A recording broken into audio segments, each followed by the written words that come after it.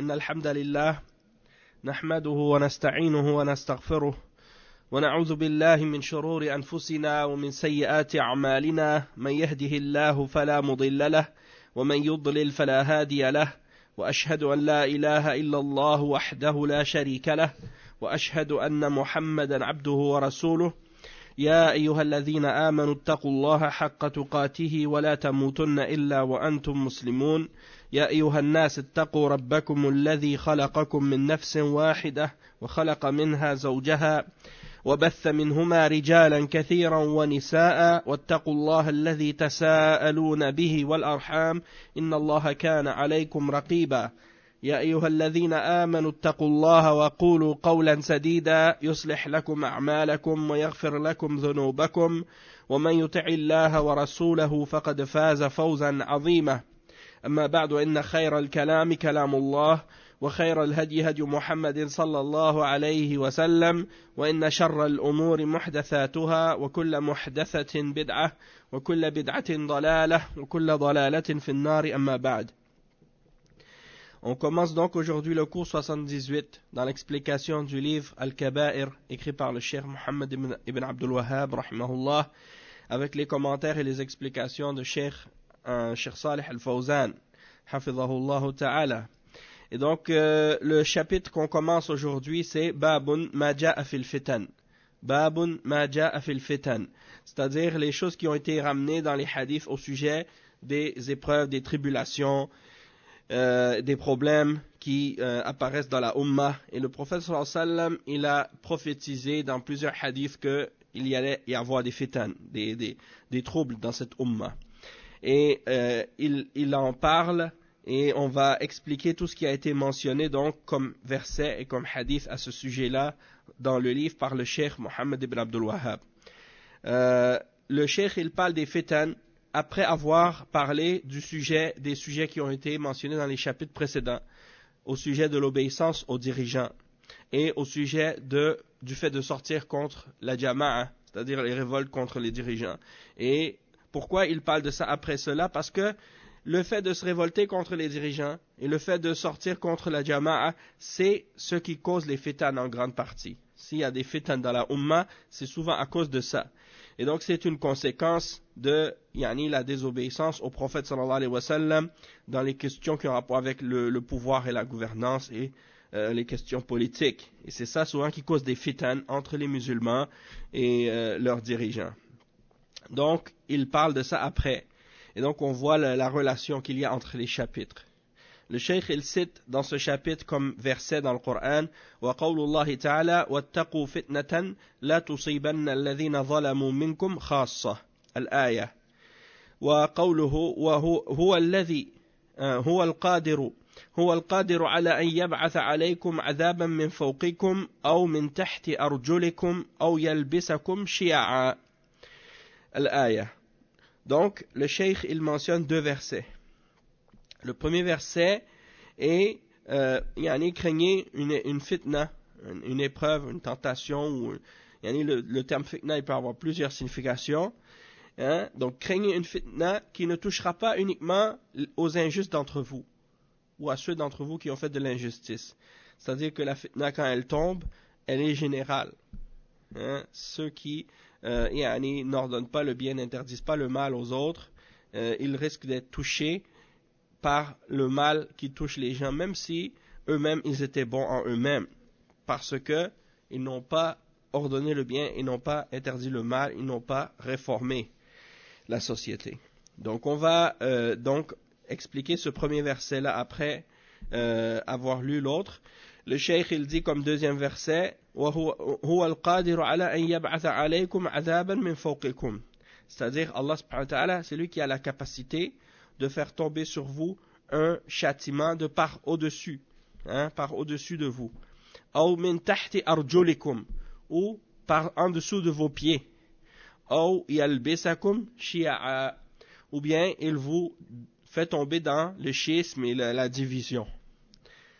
Donc ça c'est un autre exemple de châtiment et de fitan. Et on va lire l'explication de ça par le cheikh Salih al-Fawzan. Qu'est-ce qu'il dit? Il dit قوله تعالى أو قوله باب ما جاء في الفتن أي ما ورد من التحذير من الفتن في الكتاب والسنة فإن الله تعالى قد حذر من الفتن في كتابه على لسان نبيه صلى الله عليه وسلم والفتن جمع فتنة وهي الابتلاء والامتحان ومن ذلك ما يجري من بعض الولاة من التصرفات السيئة والله سبحانه وتعالى يبتلي عباده ويمتحنهم ليتبين الصادق من الكاذب والمؤمن من المنافق ولو ترك الناس بلا امتحان لصاروا سواء. Donc le cheikh il explique que le titre du chapitre, qu'est-ce qui a été rapporté comme avertissement dans le Coran et dans la Sunna au sujet des tribulations et des troubles. Et il dit que Allah subhanahu wa ta'ala, il a averti contre les fitan dans son livre. Et par la langue de son messager, son prophète Mohammed sallallahu alayhi wa sallam. Et le mot fitan, c'est le pluriel du mot fitna. Et ça vient de l'épreuve et du test. De l'épreuve et du test. Al-ibtila ou al-imtihan. L'examen, l'épreuve, le test. C'est ça l'origine du mot fitna. Et il dit وَمِنْ ذَلِكَ مَا يَجْرِي مِنْ بَعْدِ الْوُلَاةِ, c'est-à-dire c'est parmi les choses qui rentrent dans les fitan, il y a ce qui se produit de la part de certains dirigeants comme comportement mauvais. Et Allah subhanahu wa ta'ala, il éprouve ses serviteurs et il les teste pour distinguer celui d'entre eux qui est véridique de celui qui est menteur, pour distinguer celui qui est croyant de celui qui est hypocrite. Et s'il laissait les gens sans épreuve et sans test, alors dans ce cas-là, tout le monde serait égaux. Hein? S'il n'y avait pas de test, s'il n'y avait pas d'épreuve pour les croyants, tout le monde serait pareil. Hein? Mais par les épreuves, c'est comme ça que Allah subhanahu wa ta'ala élève certains et c'est comme ça qu'il en rabaisse d'autres. Et le cheikh il dit ensuite فَمِنْ حِكْمَةِ اللَّهِ تَعَالَى أَنْ يَجْرِيَ الْفِتَنَ Hakim, est-ce que tu peux mettre le truc un peu plus loin parce que sinon je pourrais pas. Barakallahu fik. نعم. فمن حكمة الله أن يجري الفتن ومصداق ذلك في قوله تعالى ألف لام ميم أحسب الناس أن يتركوا أن يقولوا آمنا وهم لا يفتنون ولقد فتنا الذين من قبلهم فليعلمن الله الذين صدقوا وليعلمن الكاذبين. وقال سبحانه ما كان الله ليذر المؤمنين على ما أنتم عليه حتى يميز الخبيث من الطيب وما كان الله ليطلعكم على الغيب فلا يحصل التمايز إلا إذا حدثت الفتن فالمؤمنون الصادقون يثبتون والكاذبون والمنافقون يسقطون قال الله تعالى ومن الناس من يعبد الله على حرف فإن أصابه خير اطمأن به وإن أصابته فتنة انقلب على وجهه خسر الدنيا والآخرة. Donc le cheikh il explique que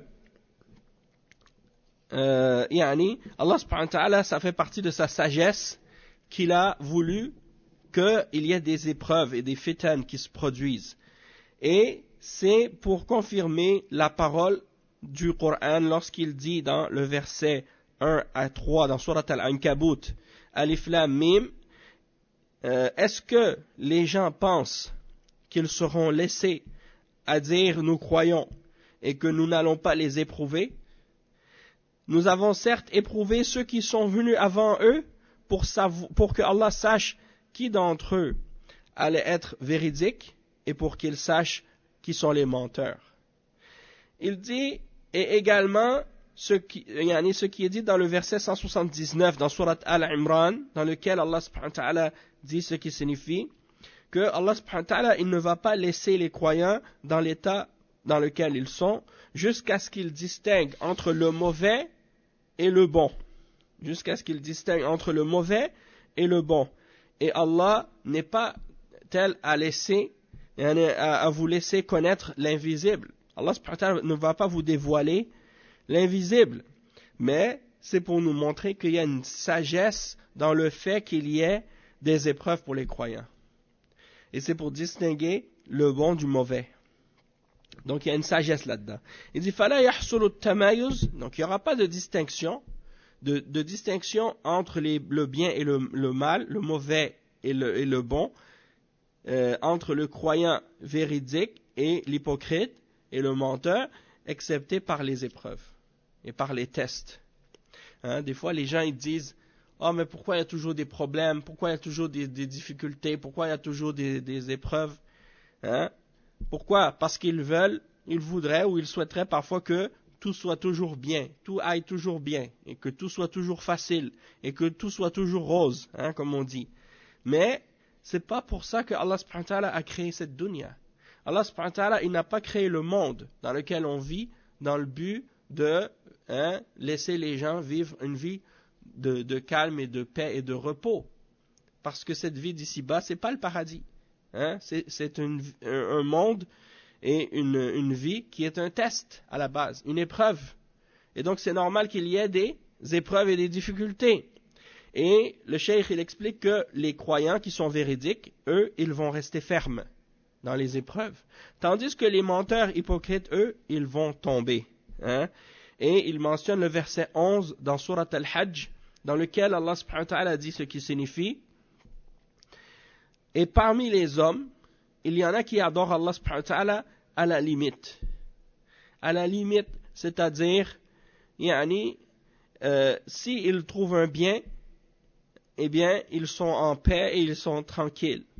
Mais s'ils sont touchés par une épreuve, eh bien, ils reviennent ils tournent de bord, complètement.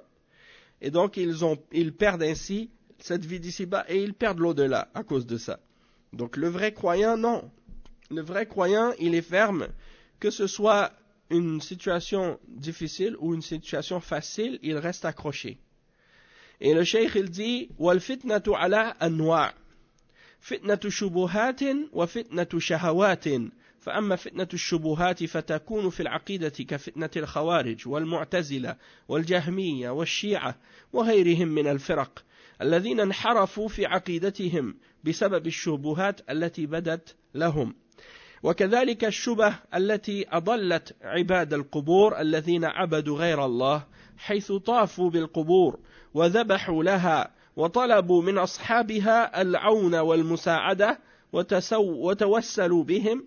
وسبب ذلك كله إنما هو الشبهة التي استقرت في أنفسهم بأن هؤلاء الأموات ينفعون ويضرون. Donc le cheikh, il dit que la fitna, elle est de différentes catégories. Il y a différentes catégories de fitna. Et il y a deux grandes catégories de fitna que les ulama ils mentionnent. La première, c'est les shubuhat, et la deuxième, c'est les shahawat. Les shubuhat, c'est la fitna des shubuhat, c'est dans les questions qui ont rapport avec la foi et la croyance. C'est-à-dire que quelqu'un est frappé ou touché par des doutes ou des ambiguïtés ou des paroles qui lui mettent des confusions dans sa croyance ou dans sa compréhension de la religion. Et souvent, ces shubuhat-là sont propagés par des innovateurs ou par des gens de bid'a, par des sectes. Et il mentionne à ce sujet-là l'exemple des Khawarij, la secte des Khawarij, la secte des Mu'tazila, la secte des Jahmiya, la secte des Shia. Et chacune de ces sectes a dévié dans une question parmi les questions, dans une question ou plusieurs questions qui sont reliées à la croyance islamique. Comme par exemple les Khawarij, ils ont dévié dans la question de la foi et des choses de ce genre, parce qu'ils ont déclaré toute personne qui fait des grands péchés comme étant mécréant. Et ils se révoltent contre les dirigeants musulmans lorsque ces dirigeants-là font des péchés. Donc, ça c'est un exemple d'égarement et de fitna dans la aqidah. Et l'exemple des Mu'tazila, qui ont dévié dans le qadar, et qui ont dévié dans d'autres questions aussi, d'autres sujets. L'exemple des Jahmiya, qui ont dévié dans des questions qui sont reliées avec Allah subhanahu wa ta'ala, avec la foi, avec la prédestination, avec principalement également aussi la question des noms et des attributs d'Allah subhanahu wa ta'ala, puisque eux ils refusent d'affirmer des noms ou des attributs à Allah subhanahu wa ta'ala. Donc ça c'est un exemple d'égarement et de déviation. Et la déviation des Shia al-Rafida, qui ont dévié par exemple à propos des Sahaba, qui ont dévié à propos des imams de leurs imams et des choses de ce genre. Ils ont toutes sortes d'autres questions aussi. Et ils ont dévié sur des questions aussi qui ont rapport avec l'imam ou le khilafa et des choses de ce genre. Donc chacune de ces sectes a des déviations et ils ont des ambiguïtés pour essayer de faire tomber les gens dans leur secte. Et il y en a d'autres également. Donc ça c'est parmi les sectes. Mais il y a aussi les soufis et il y a aussi beaucoup d'autres sectes qui ont dévié dans la croyance, dans leur croyance. Et donc ceux qui ont dévié dans leur croyance à cause des shubuhat, à cause des ambiguïtés, à cause des doutes qu'ils ont reçus, ça c'est un exemple d'égarement. Il y a aussi les égarements et les ambiguïtés qui ont égaré les gens qui adorent les tombes. Il y a une partie des musulmans ou des gens qui se disent musulmans qui adorent des saints, qui adorent des tombes en dehors d'Allah subhanahu wa ta'ala. Et donc ils font des pèlerinages à ces tombes et ils vont faire des tours autour de la tombe et ils égorgent des animaux, ils sacrifient des animaux pour les morts et ils leur demandent de l'aide et du support en dehors d'Allah subhanahu wa ta'ala. Ils les prennent comme des intermédiaires et des intercesseurs entre eux et Allah dans leurs invocations. Donc tout ça c'est des exemples de shirk et de bid'a qui ont été ramenés par une partie des gens qui ont dévié justement dans les questions de la croyance islamique et qui se sont égarés à cause de ça. Et donc ça fait partie des exemples des fitan. Ça fait partie des exemples des fitan qui ont rapport avec les shubuhat et la croyance.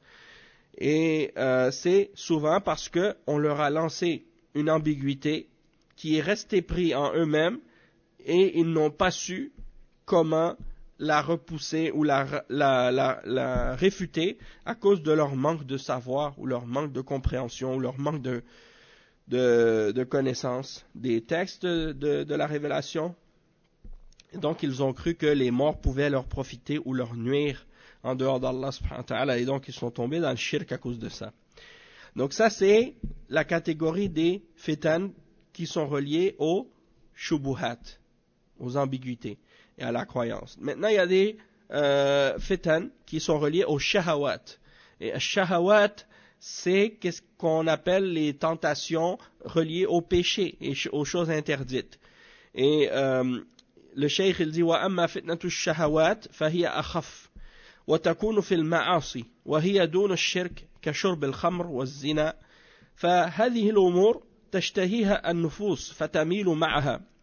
Donc ça c'est une autre catégorie de shubuhat et c'est, ou plutôt de shahawat, ou une autre catégorie de fitan, c'est les tentations reliées aux interdictions et aux péchés et aux choses que l'âme désire, les péchés qui sont reliés par exemple à l'alcool, au zina, l'adultère, la fornication, et les choses que l'âme désire ou les choses qui font pencher les gens vers les plaisirs illicites.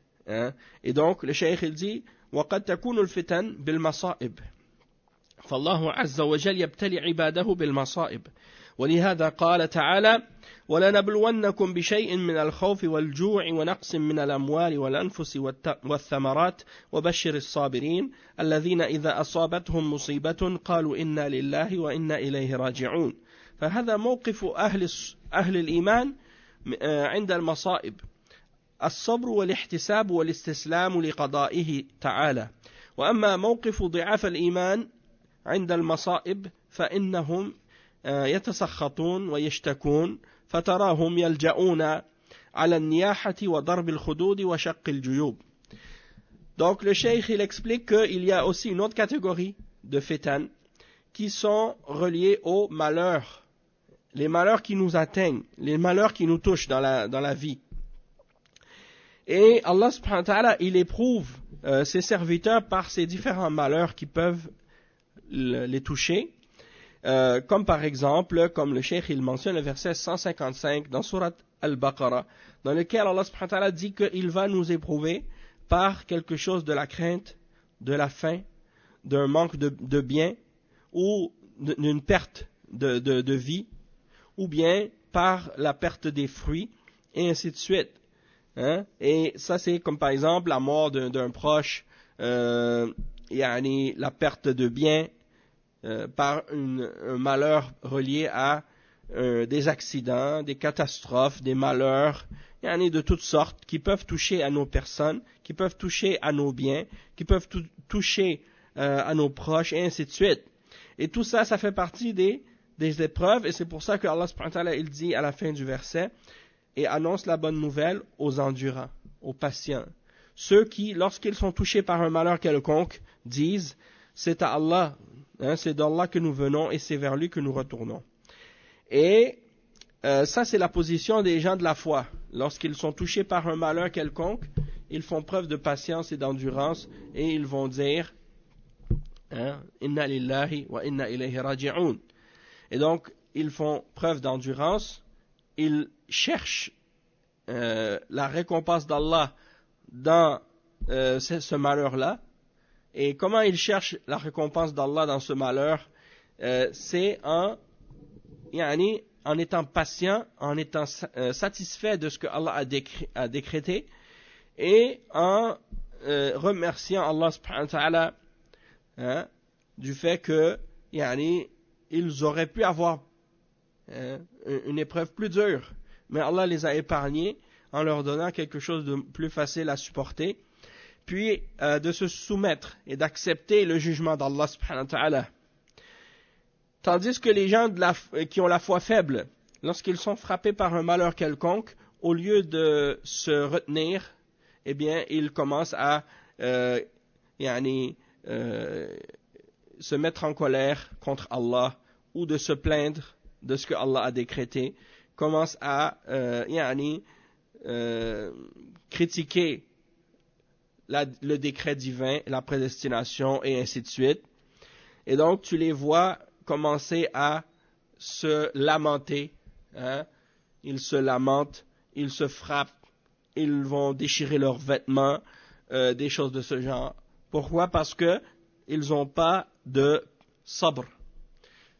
Leur foi ne les pousse pas vers la patience et l'endurance. Le cheikh il dit ensuite, وقد تكون الفتن بالأموال والأولاد قال الله تعالى إنما أموالكم وأولادكم فتنة والله عنده أجر عظيم. فالأموال فتنة،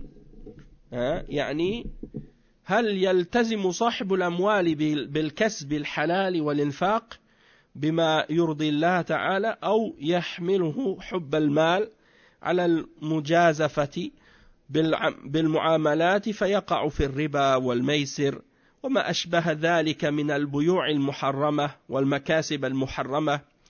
وقد تكون الفتنة بتصريفها، هل ينفقها في طاعة الله ومرضاته ويخرج زكاتها أو ينفقها في معصيته وسخطه فيستعين بها على الشهوات المحرمة والملذات الهابطة.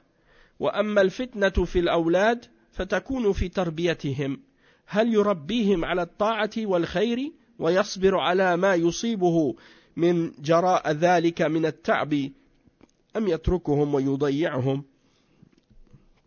Donc le cheikh il dit la fitna ça peut aussi être dans les biens que tu as, soit de l'argent ou des biens matériels dans le sens tout ce que tu peux posséder qui a de la valeur ou que tu possèdes et qui sont parmi tes possessions. Et donc tout ça, ça fait partie des épreuves aussi. Et Allah subhanahu wa ta'ala, il dit dans le Coran, le verset 15, dans Surat At-Taghabun, Innama amwalukum wa awladukum fitna. C'est-à-dire, vos biens et vos enfants ne sont qu'une épreuve pour vous. C'est une fitna pour vous. Et Allah, c'est auprès de lui qu'il y a une grande récompense. Donc les biens qu'on possède, c'est une épreuve pour nous. Et il dit, c'est-à-dire que est-ce que la personne qui possède ces biens-là, est-ce qu'elle a gagné cet argent ou ces biens qu'elle possède, est-ce qu'elle les a gagnés de manière halal ou non?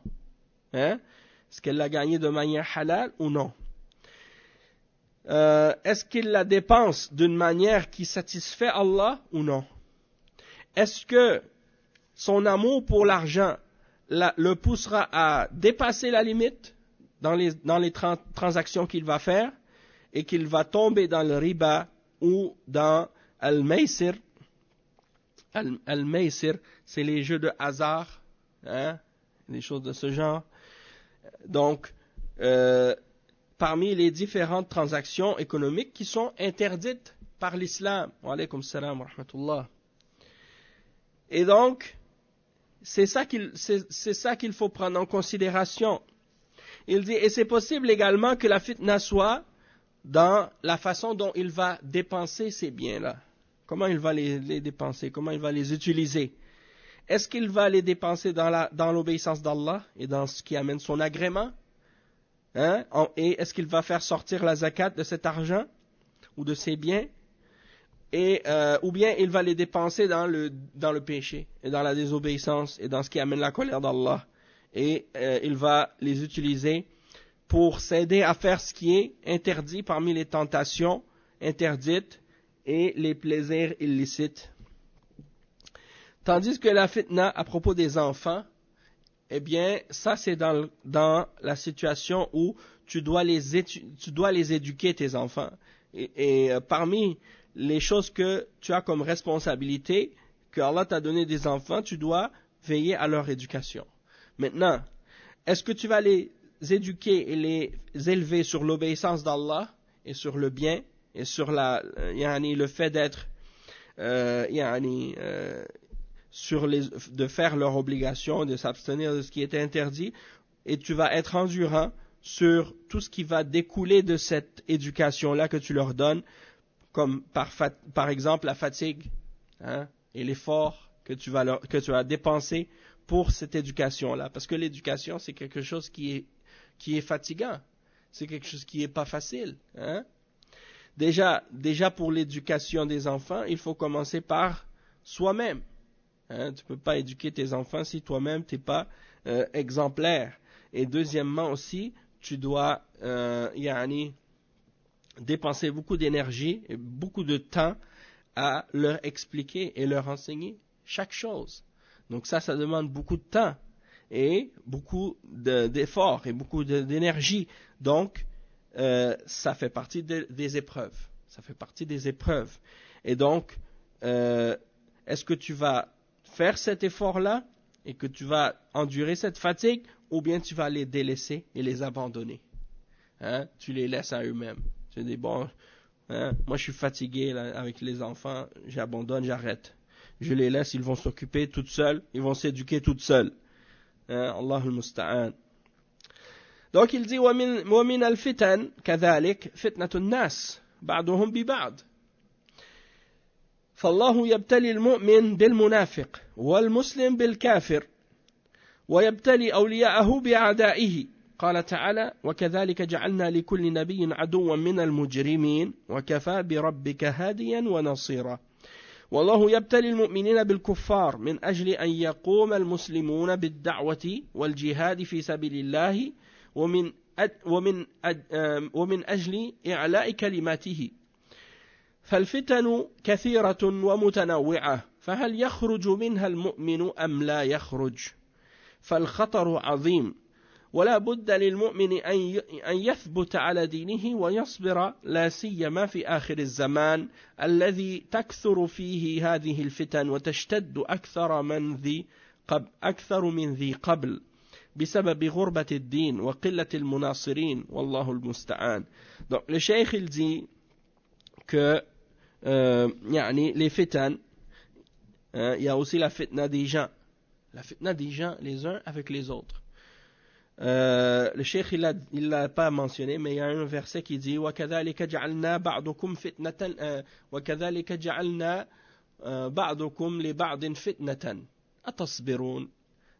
C'est ainsi que nous avons fait les uns une épreuve pour les autres. C'est ainsi que nous avons fait des uns une épreuve pour les autres. Allez-vous être endurant? Allez-vous être patient? Donc, c'est pour dire que tout le monde est une fitna pour l'autre. Chaque personne est une fitna pour l'autre personne. Et si on vivait chacun tout seul, isolé, on n'aurait pas de problème avec les gens. Mais Allah il nous a mis ensemble, les uns avec les autres, et chacun d'entre nous, on est une épreuve pour l'autre, et l'autre est une épreuve pour nous. Et le cheikh il explique aussi de façon plus spécifique que Allah subhanahu wa ta'ala il va par exemple éprouver le croyant par l'hypocrite. Et il va éprouver le musulman par le mécréant. Et il va éprouver ses serviteurs rapprochés par ses ennemis. Donc il y a toujours des épreuves, les hommes les uns avec les autres, et les uns par rapport aux autres. Wa alaykum salam wa rahmatullahi wa barakatuh. MashaAllah, MashaAllah. وكذلك جعلنا لكل نبي عدوا من المجرمين. Allah subhanahu wa ta'ala dit dans le Coran, c'est ainsi que nous avons fait pour chaque prophète un ennemi parmi les criminels. Chaque prophète, il avait un ennemi. Il n'y a pas un prophète qui est venu que il n'y avait pas d'opposant. Hein? Pourquoi? Parce que c'est comme ça, la réalité. Allah subhanahu wa ta'ala, il a envoyé son message et il a voulu qu'il y ait pour chaque prophète un ennemi. Des fois, il y a des gens qui pensent que comme si, pourquoi les kuffars ils critiquent? Pourquoi les kuffars ils parlent contre les musulmans? Pourquoi les kuffars ils parlent contre l'islam? Pourquoi les kuffars ils disent ci ou ils disent ça? Subhanallah, c'est-à-dire Allah subhanahu wa ta'ala par sa sagesse, il a voulu qu'il y ait ça. Hein? C'est pas pour rien.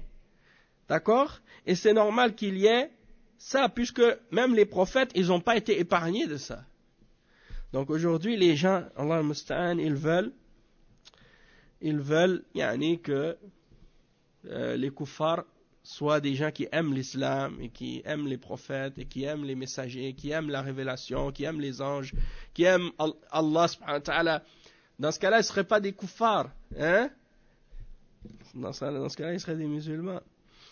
Donc, c'est pas logique. D'accord? Il faut pas s'étonner de ça. Il faut pas s'étonner. Il y a des kuffars qui sont plus proches de l'islam, dans le sens que ils ont leur fitra qui est éveillée. Et quand ils entendent parler d'Allah, ou ils entendent parler du prophète Mohammed sallallahu alayhi wa sallam, ils entendent parler de l'islam, ils se sentent plus attirés à la vérité. Il y en a d'autres kuffars qui sont des ennemis déclarés. Quand ils entendent parler de l'islam, ils insultent l'islam, ils insultent les prophètes, ils insultent même Allah subhanahu wa ta'ala.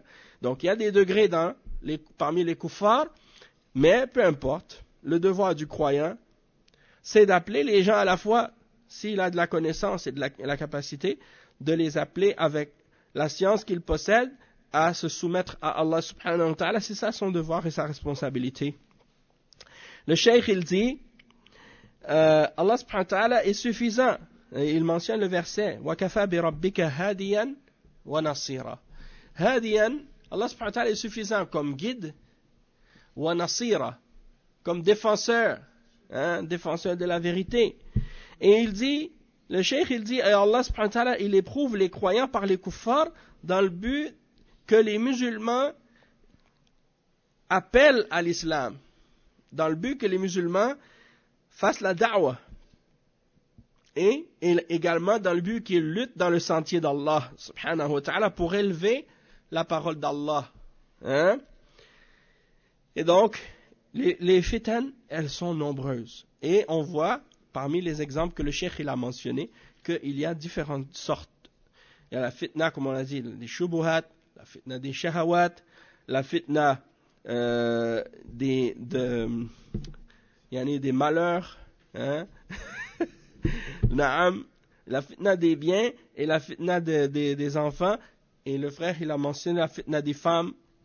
Le prophète sallallahu alayhi wa sallam, il a dit dans le hadith, Ma taraktu ba'di fitnatan hiya adarru ala rijali min nisa. Il n'y a pas une épreuve que j'ai laissée après moi qui sera plus dure ou plus nuisible pour les hommes que la femme. Donc la femme est une épreuve pour l'homme, et l'homme est une épreuve pour la femme aussi. Et il y a également un point que je n'avais pas traduit tantôt. Le cheikh il explique que la fitna des shubuhat et la fitna des shahawat, on a dit les shubuhat c'est dans la croyance, les doutes et les ambiguïtés. Wa alaykum salam wa rahmatullah. Ça va, akhi? Ça fait longtemps, hein? Masha'Allah, barakallahu fik. Donc, il dit, le cheikh, que la fitna des shahawat, des tentations et des plaisirs illicites, ça c'est moins grave que la fitna dans la croyance. Parce que la fitna dans la croyance, elle peut te faire tomber dans la mécréance, elle peut te faire égarer complètement de l'islam. Tandis que la fitna dans les tentations ou les plaisirs illicites, eh bien, en général, c'est des choses qui sont des choses que tu as fait qui vont te faire tomber dans des péchés. C'est des choses reliées à ce qui est haram, mais ça risque pas nécessairement de te faire sortir de l'islam complètement. Mais ça peut, ça pourrait parfois, mais en général, c'est pas le cas. C'est pour ça que la fitna dans les croyances, c'est plus grave, c'est plus dangereux. Et donc, c'est pour ça qu'il faut faire attention à ça. C'est pour ça que même que les ulama, ils considèrent que la bid'a, elle est plus dangereuse et plus grave que le péché. Hein? Naam. Donc, après, le cheikh, il explique, il dit que le musulman, donc, ça, tout ce qu'on a parlé des épreuves et tout ça, il y en a de nombreuses fitan. Est-ce qu'on va être capable de s'en sortir ou non? Et si on sort d'une fitna, est-ce qu'on va en sortir croyant ou non? Hein? Ça, c'est dangereux. Donc, c'est très dangereux. Et le cheikh, il dit que le croyant, il doit donc rester ferme et faire des efforts pour essayer d'être ferme et d'être endurant dans sa religion, en particulier dans les derniers temps, parce que dans les derniers temps, il y aura encore plus de fitan. Et elles vont devenir encore plus dures, les fitan, qu'auparavant, à cause de l'étrangeté de la religion. La religion devient étrange à la fin des temps, plus qu'auparavant. Et parce que les gens qui s'accrochent à la religion ont peu de défenseurs, ont peu d'alliés, ont peu de supporters. Hein? Wallahu al-musta'an. Et le cheikh il explique ensuite l'autre verset dans lequel Allah subhanahu wa ta'ala dit وَقَوْلُهُ ta'ala, il dit وَقَوْلُهُ ta'ala وَاتَّقُوا فِتْنَةً لا تصيبن الذين ظلموا منكم خاصة. هذا تحذير، أي احذروا وخذوا الوقاية من فتنة جاءت نكرة من باب التعظيم لها، فهي قد تتعدى الظالم فتصيب الصالح والطالح، فإن أنكرها الناس وقاموا بالواجب نجوا منها، وإن لم ينكروها ويأمروا بالمعروف وينهوا عن المنكر ولم يقوموها ولم يقوموا بما أوجب الله عليهم نحوها، فإنها تعم عقوبتها الصالح والطالح. ولذلك جاء في الحديث إذا خفيت الخطيئة لم تضر إلا صاحبها، وإن ظهرت فلم تغير ضرت العامة. وذلك لأن الطالح يعاقب بمعصيته، وأما الصالح فيعاقب لأنه لم ينكرها. Donc le cheikh il explique que Allah subhanahu wa ta'ala dit dans le verset 25 dans sourate Al-Anfal, ce qui signifie et craignez une épreuve ou une fitna qui ne frappera pas uniquement les injustes parmi vous, hein, qui ne frappera pas en particulier uniquement les injustes parmi vous. Ça veut dire quoi? Ça veut dire que c'est un avertissement que la fitna, si les gens ne la condamnent pas, les gens du bien, ils ne la condamnent pas, c'est-à-dire ils ne condamnent pas le mal que les gens du mal font, lorsqu'ils font le mal et qu'ils n'ordonnent pas le bien et qu'ils n'interdisent pas le mal, eh bien, ils vont être touchés par la fitna eux aussi. C'est-à-dire, ce n'est pas seulement les injustes ou les gens du mal qui vont être touchés par la fitna, ça va être un châtiment général. Parce que les gens du bien, ils ont une responsabilité vis-à-vis des gens du mal, c'est de les interdire de faire le mal. Et le cheikh, il explique ça en disant que prenez une protection contre la fitna. Et le cheikh, il dit, une fitna quelconque, peu importe, et il mentionne qu'elle est mentionnée dans le sens ici indéfini pour mentionner que c'est quelque chose de grave. Puis il dit, cette fitna, elle va non seulement toucher à l'injuste, mais elle va également toucher à celui qui est pieux. Pourquoi? Parce que lorsque les gens voient un péché ou quelque chose de mal qui se fait, ou une injustice, et qu'ils ne se tiennent pas sur leur devoir, leur obligation d'ordonner et d'interdire, eh bien dans ce cas-là, s'ils n'ont pas ordonné le bien, ils n'ont pas interdit le mal, et qu'ils n'ont pas opposé et condamné cette chose-là, alors ils seront punis tous, le pieux et l'impie ou la personne qui fait le péché. Et il mentionne une parole ou un hadith, c'est rapporté par Tabarani, il dit, lorsque le péché est caché, il ne fait du tort qu'à la personne qui l'a fait. Lorsque le péché est caché, il ne fait du tort qu'à la personne qui fait ce péché. Tandis que lorsque le péché devient apparent et qu'il n'est pas changé ou n'est pas corrigé ou condamné, eh bien dans ce cas-là, il fait du tort à tout le monde. Donc c'est pas la même chose. Le péché qui est fait publiquement, c'est pas la même chose que le péché qui est fait en privé. Wa alaykum salam wa rahmatullahi wa barakatuh. Des fois les gens ils disent, moi j'ai fait ils disent c'est entre moi et Allah. Ils font un péché en public, puis ils disent ça c'est entre moi et Allah. Mais si tu l'as fait devant les gens, c'est plus seulement entre toi et Allah. C'est un péché entre toi et Allah quand tu le fais que personne te voit. Mais quand tu le fais devant tout le monde, tu peux pas dire ça c'est juste entre toi et Allah. Les croyants sont témoins de ton péché. Les gens sont témoins de ton péché. Ils ont un devoir et une responsabilité vis-à-vis de toi par rapport au fait que tu fais ce péché-là. C'est comme ceux qui disent par exemple seulement Dieu peut me juger ou des choses de ce genre. Si c'est quelque chose que les gens voient et ils sont témoins de qu'est-ce que tu fais, c'est sûr qu'ils ont une responsabilité et ils sont en même temps responsables de qu'est-ce que tu fais, puisqu'ils ne t'ont pas interdit de faire ce que tu fais, ils t'ont pas donné le bon conseil, ils ne t'ont pas ordonné le bien, ils ne t'ont pas interdit le mal, alors que c'est leur devoir de le faire. Le cheikh il dit وَذَلِكَ لِأَنَّ الطَّالِحِ يُعَاقَبْ بِمَعْصِيَتِهِ. La personne qui est mauvaise, qui fait des péchés, elle va être punie pour son péché. Mais le pieux, celui qui est croyant, qui est religieux, il va être puni parce qu'il n'a pas condamné le péché de la personne qui l'a fait. Et il dit وقوله هو القادر على أن يبعث عليكم عذابا من فوقكم أو من تحت أرجلكم أو يلبسكم شيعا. Le cheikh il explique ce verset-là. Il dit وقوله من فوقكم كالصواعق والرياح المدمرة والحجارة والأعاصير المهلكة. وقوله أو من تحت أرجلكم يعني الزلازل المدمرة والبراكين والقنابل المدفونة. وقوله أو يلبسكم شيعا وهذا أشد، فإن الله إذا شاء سلط العباد بعضهم على بعض فصاروا شيعا وأحزابا، وهذا فيه تحذير من التحزب والحث على الاجتماع وطاعة ولي الأمر.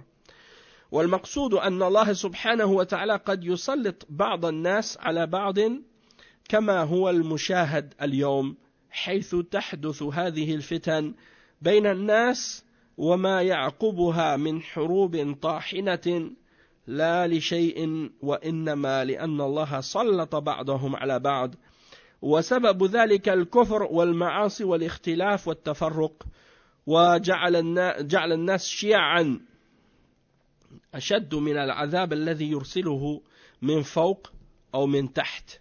Donc le cheikh il dit, comme dans le verset que le cheikh a mentionné, c'est-à-dire que Allah subhanahu wa ta'ala il est capable de faire tomber sur vous un châtiment de part au-dessus de vous, ou de part en dessous de vos pieds, ou de vous faire tomber dans des divisions et des schismes. Et donc il explique que par au-dessus de vous, ça veut dire comme par exemple la foudre, les vents, les tornades, les ouragans, les choses comme ça, et les pierres qui peuvent tomber du ciel ou des choses de ce genre, la grêle et ainsi de suite.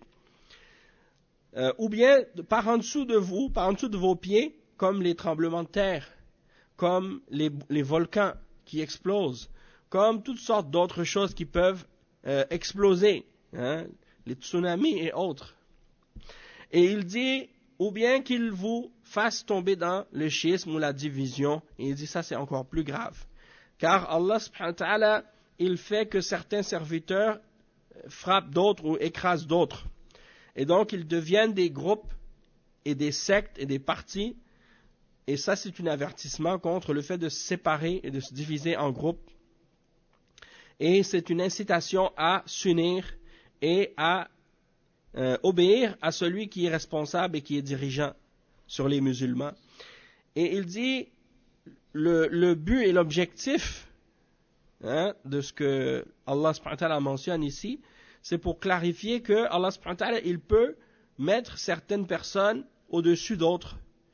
Et c'est ça ce qu'on constate dans les différentes épreuves et les différentes tribulations et les différents problèmes qui se passent et les guerres qui arrivent dans le monde, du fait que certaines personnes sont attaquées par d'autres, hein, et la cause souvent de ces choses-là, c'est la mécréance, ou c'est les péchés, ou c'est les divergences, ou la division, qui fait que les gens deviennent en partie et en groupe. Et donc ça c'est plus grave encore que les châtiments que Allah subhanahu wa ta'ala peut faire tomber sur les gens par au-dessus d'eux, ou par en dessous. Hein? Allah al-Musta'an. Donc, je pense que pour aujourd'hui, on va s'arrêter là. Et demain, bi'idhnillah, on va continuer la suite de ce chapitre. Et comme je disais aux frères la semaine passée, ce chapitre sur les fitan, il est assez long. Je pense que c'est un des plus longs chapitres dans le livre. Donc, on va passer plusieurs cours sur ce sujet. Peut-être 3 cours. Il reste peut-être 2 autres cours encore sur ce chapitre-là. Donc, là demain on va le faire, puis on va commencer plus tôt Inch'Allah demain. Donc c'est ça, on va s'arrêter ici. Subhanakallah wa bihamdik, ashhadu an la ilaha illa anta astaghfiruka wa atubu ilayk, wa sallallahu wa sallam ala nabiyyina Muhammad wa ala alihi wa sahbihi ajma'in.